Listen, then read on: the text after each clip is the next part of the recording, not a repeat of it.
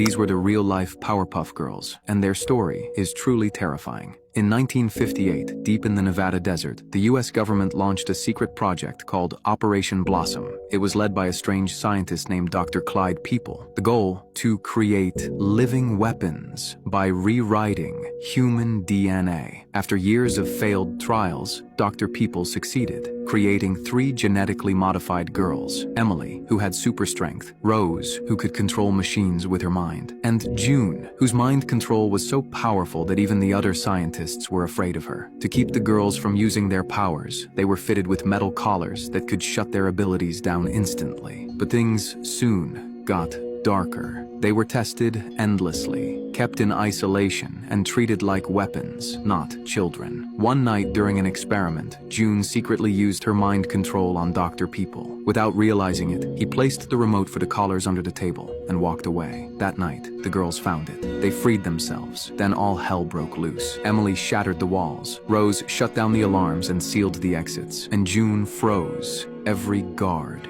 in her path. Without saying a word, they escaped into the desert, leaving the lab in ruins. The government searched for years, but they were never found. Later, in declassified reports, officials mentioned sightings of 3 pregnant women near abandoned military bases. Their story was erased from history, but one question remains: where are they now? This was the most dangerous man to ever step foot on Earth, and he was kinda cute. During the 1930s, a man named Hugh Mungus was arrested in 1934 for taking the lives of over 200 people, using nothing but his thumb. He escaped his first prison by flushing himself down the toilet, crawling for miles through the sewage system. 67 days later, he was caught again, after applying for a job at the same prison he escaped from. He was then sent to Philadelphia's Island Penitentiary, the most secure prison in the world, hundreds of miles from civilization. Hugh was kept in the basement, completely isolated from the other inmates for their safety. But in 1949, disaster struck. A massive tsunami hit the island, burying the entire prison beneath the sea. 5 years later, the prison finally re-emerged, and investigators were cleared to enter. They found the remains of every prisoner and guard, except one. Because when they reached the basement where Hugh was kept, they realized something terrifying. They quickly realized they were not as safe as they once thought. This was the most dangerous man ever sentenced to death.